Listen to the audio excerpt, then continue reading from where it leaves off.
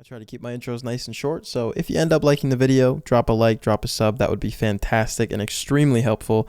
And check me out on Twitch if you're into that kind of thing. Just a quick preface. I want to make it clear this is not another Night is Bad video. This video is an objective look at all the other aspects of the chapter, as well as the corners cut and the opportunities missed. Now, let's rewind in our heads to the release of Forged in Fog.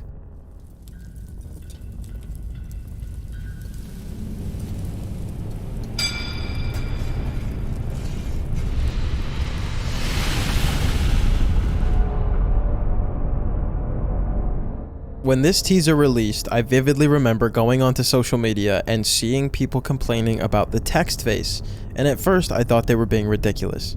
To complain about the logo of a chapter release is a reach. But then, when you compare newer logos such as these to older logos such as these, you'll realize they are severely lacking in personality as well as effort. But again, to the average consumer, that means nothing. So let's wait till the chapter releases.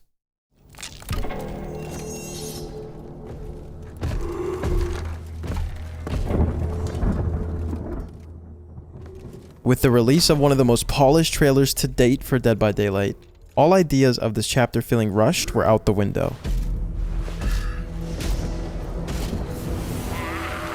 Or so we thought.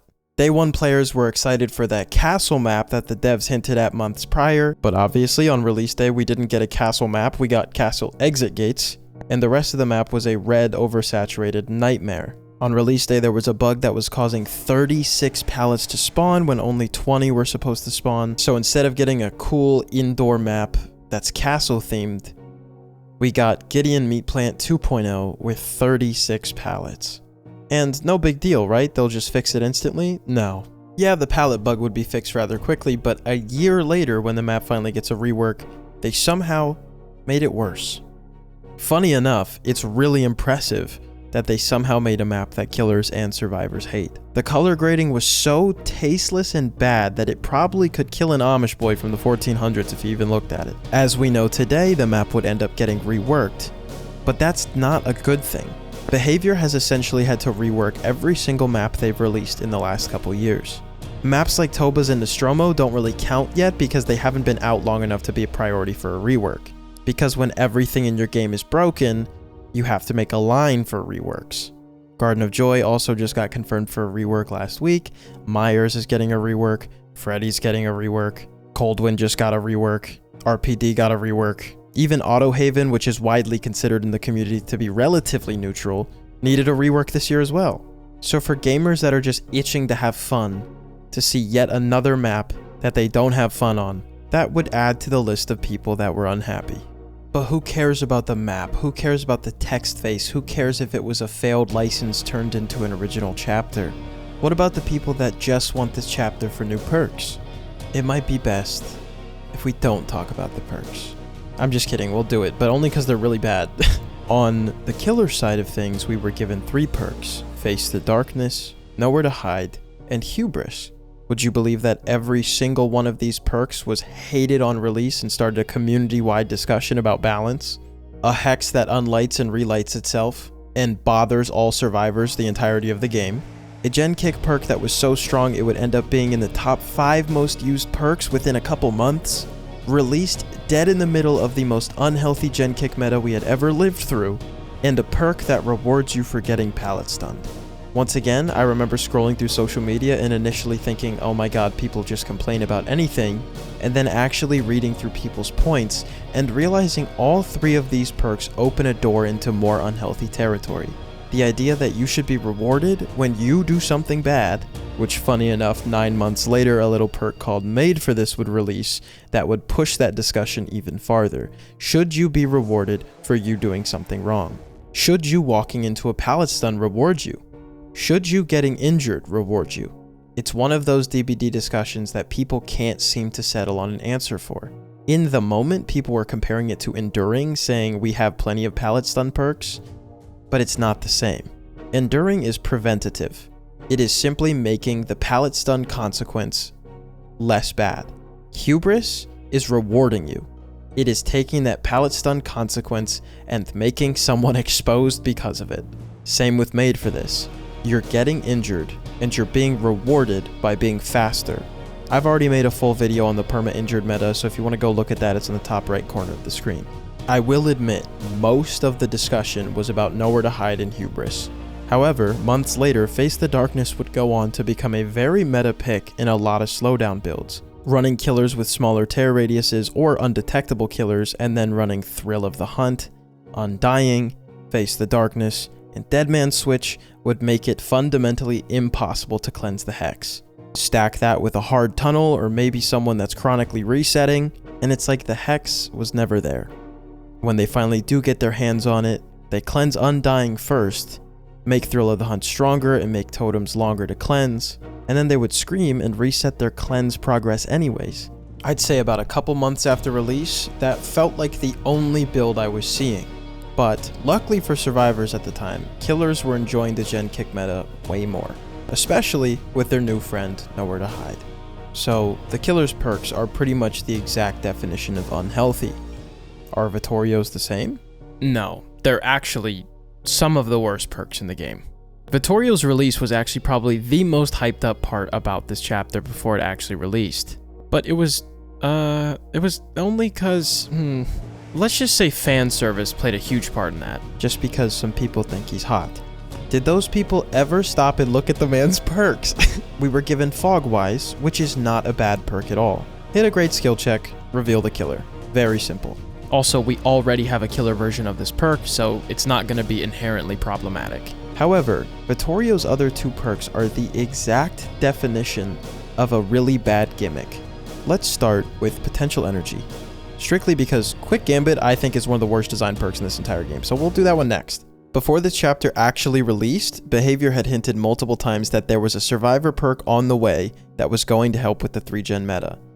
But what makes no sense to me here is instead of releasing that survivor perk to help with the 3-gen meta and maybe nerf some perks along the way, they also released Nowhere to Hide in the same vein.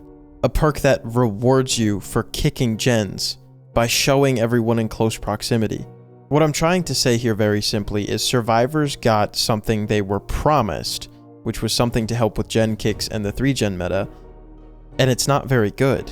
While on the same release, killers receive a gen kick that rewards them even more for kicking gens.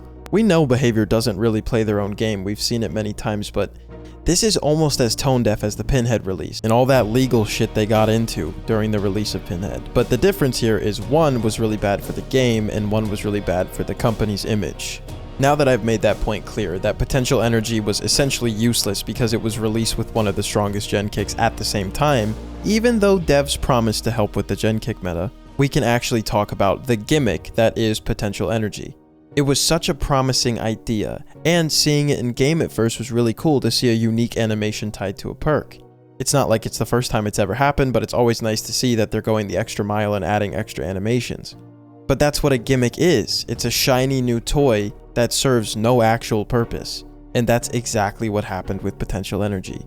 All this perk needed to do was either grant a higher risk, such as being able to hold more charges and then having them reset by being hit, so it's a higher risk for a higher reward, or what they actually should have done is just reset the charges when the survivor is downed, not when the survivor's injured. That makes zero sense.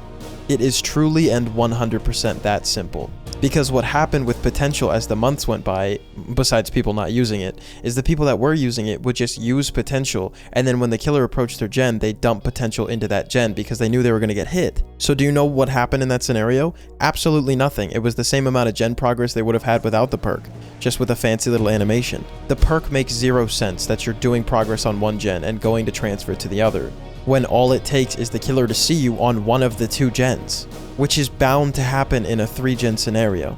It is the literal epitome of a gimmick. It is completely useless in action. They could have taken two routes here to make this perk useful. Like I said, a higher risk route in which you could hold more charges, but you still lose it and everything resets if you get hit. Or the actual route where the perk's function that they wanted it to have is actually usable would be to keep those charges until you are downed, not until you are hit. In this situation, it's not something as simple as, oh, devs are lazy, because they put in all the work for the custom animation and a really good idea for a perk. It's just a really bad misstep. That's all it is. And in typical behavior fashion, they're so excited to be nerfing all the strong perks instead of bringing up the weaker perks that this game just feels more and more gutted by the day, and perks like potential energy will disappear into the background. So, if I'm so heated about potential energy, what could I possibly hate more about Quick Gambit? The thing with potential energy is it was a really good idea with a misstep along the way that caused that good idea to become useless. Quick Gambit is a useless perk in every single definition of the word. It's a perk that has way too much pre-activation, involves baiting out your teammates, and it's also supposed to benefit the teammates you're baiting out. And the craziest part of all, which I've talked about in a video before, is it's a useless buff. On the screen, go ahead and read what Quick Gambit does, okay? Now, look at this little common perk called Resilience. The existence of Resilience in its current state makes Quick Gambit not only stupid, but completely useless. And again, let me restate, Potential at least had a good idea. Quick Gambit is the stupidest idea for a perk, while also benefiting nobody in the process, except the killer. So in order to get a speed buff that's less than the reward you get for being injured with Resilience, you must run at a gen that your teammates are working on, and the killer must not break chase with you, and keep chasing you around a gen that the killer sees is being worked on. All for a gen repair buff that is less than a free perk that comes with the game. Also, for the people that love to just hate on small creators' opinions, but then suck up when they see their favorite on the screen, Otz made a great video about how awful this perk is and how completely useless it is in action. So go watch that if you're feeling it, and funny enough, that is where I call it for this video as well. So hey, if you guys enjoyed, please make sure to drop a like. These videos take some time and some effort.